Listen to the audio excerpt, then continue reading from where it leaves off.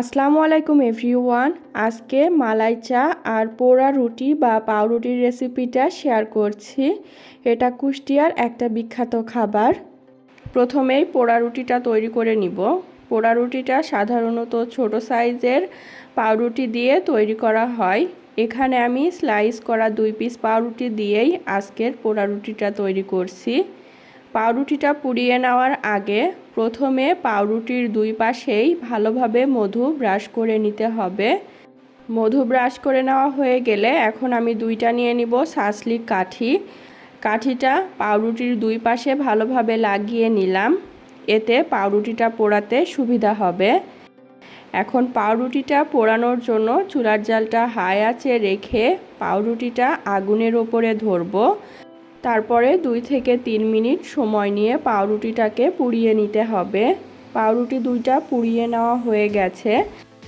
এখন আমি মালাই চা তৈরি করে দেখাচ্ছি। মালাই চা তৈরি করার জন্য চুলার জালটা একদম লো আঁচে রেখে একটা সসপ্যানের মধ্যে দিয়ে দিতে হবে আধা লিটার তরল দুধ।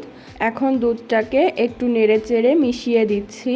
তারপরে দুধটা জাল করে নিব প্রায় 20 থেকে 25 মিনিট, যতক্ষণ না দুধের ওপরে একটা মোটা সর বা মালাই তৈরি হচ্ছে। দুধের ওপরে মোটা সর বা মালাই তৈরি হতে একটু সময় লাগে, ততক্ষণ পর্যন্ত ধৈর্য সহকারে দুধটাকে জাল করতে হবে। আর যতক্ষণ না মালাই তৈরি হচ্ছে ততক্ষণ পর্যন্ত দুধটাকে নাড়াচাড়া করা যাবে না। আর এই যে প্রায় 20 মিনিট জাল করে নেওয়ার পরে দুধের ওপরে কত মোটা একটা সর পড়েছে। এখন এই সর বা মালাইটাকে আমি চামচের সাহায্যে হালকা হাতে উঠিয়ে একটা বাটিতে রেখে দিলাম। আর আমার সসপ্যানের মধ্যে 1 কাপ পরিমাণ দুধ অবশিষ্ট আছে। এখন আমি চাটা তৈরি করে নিব।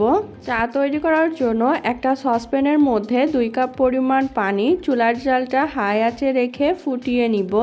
তারপর এর মধ্যে 3 চা চামচ চা পাতা দিয়ে জাল করব 5 মিনিট।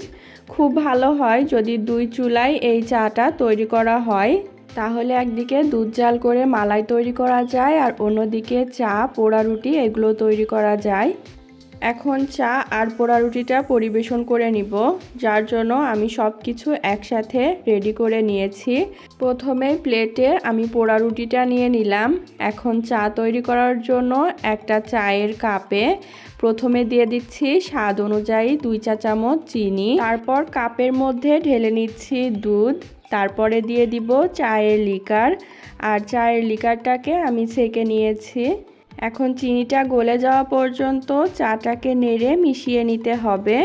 সবশেষ ওপর দিয়ে মালাইটাকে একটু ভেঙে দিয়ে দিব, তাহলেই মালাইটা চায়ের ওপরে ভেসে উঠবে। আর এই তো বাসায় বসেই তৈরি হয়ে গেল কুষ্টিয়ার বিখ্যাত মালাই চা আর পোড়া রুটি। আজ এ পর্যন্তই। ভিডিওটা ভালো লাগলে অবশ্যই চ্যানেলটাকে সাবস্ক্রাইব এবং ফলো করে দিবেন আর ভিডিওতে একটা লাইক দিয়ে দিবেন। আল্লাহ হাফেজ।